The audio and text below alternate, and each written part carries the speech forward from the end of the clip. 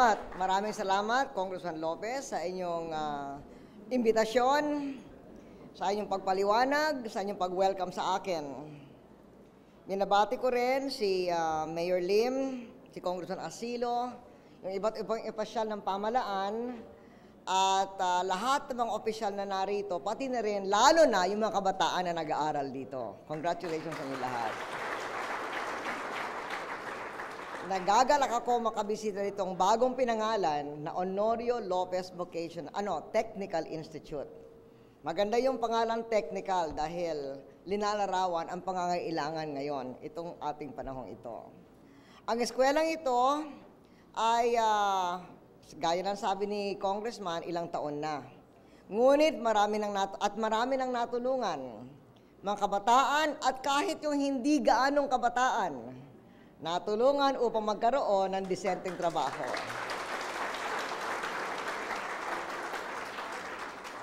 Nakita natin kanina yung fashion jewelry making, cosmetology, hair science, reflexology, hotel and restaurant services, food trades, baking, pati cellphone repair at maintenance, at computer technician at computer literacy. Karangalan ko na halos 1,000 na mga scholars dito ay scholars ng Pangulong Gloria.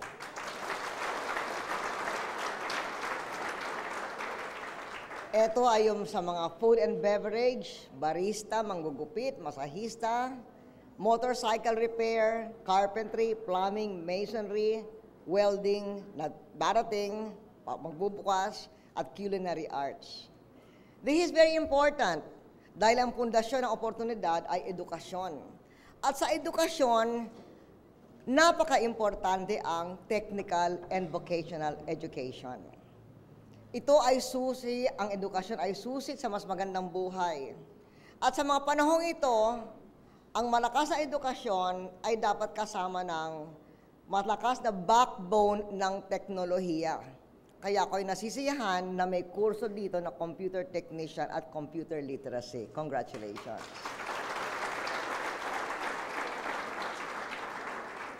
Because we have to build the mind and we have to connect to the world. Edukasyon at teknolohiya, yan ang magkambal na gabay kung saan inaasahan ang ating kinabukasan ng ating bansa. Kaya, napakalaki ang puhunan natin sa edukasyon at skills training. Salamat na rin sa mga congressmen, gaya ni Congressman Lopez, na siya ay congressman mula nung ako ay nagsimula bilang Pangulo. Mula sa 90 billion pesos bago sa ating administrasyon, ang budget ng DepEd, TESDA, CHED at mga state universities and colleges ay nagdoble, naging 180 billion pesos.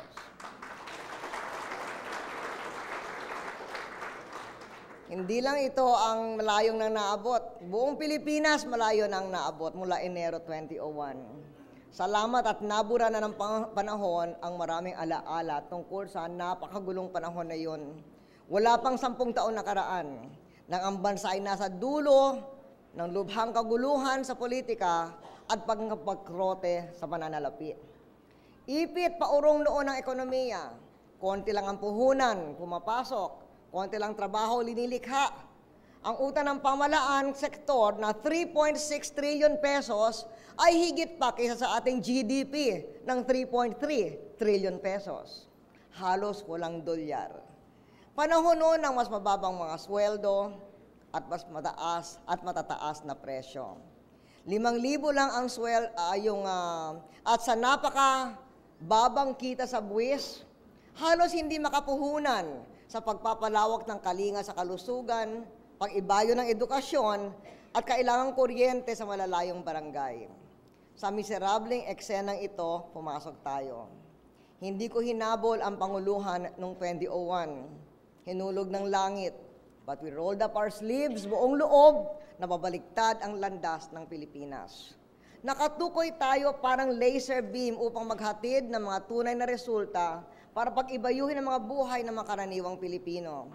Bilang ekonomista, alam ko na upang mabawi ang pag-urong na ekonomiya, kailangan lagyan ng disiplina sa kaban ng bayan. Kaya salamat na rin sa ating mga congressmen, gumawa tayo ng tax reforms kahit na hindi popular ito. At kailangan ito para palakihin ang ekonomiya at mamuhunan sa tao at sa infrastruktura. Halimbawa, yung mga infrastrukturang ginawa natin dito, yung dredging ng Pasig River, ng mouth ng Pasig River, yan ang isang dahilan kung bakit mabilis bumaba sa Maynila ang baha kahit na nung napakaraming ulan sa Bagyong Ondoy. Dahil yon sa infrastruktura natin sa Maynila. Ang mga gawain ito ay humubog ng mga building blocks sa pagbabago na nagdala ng di pa nangyari noong araw na 36 quarters na walang patid na pagsulong ng ekonomiya.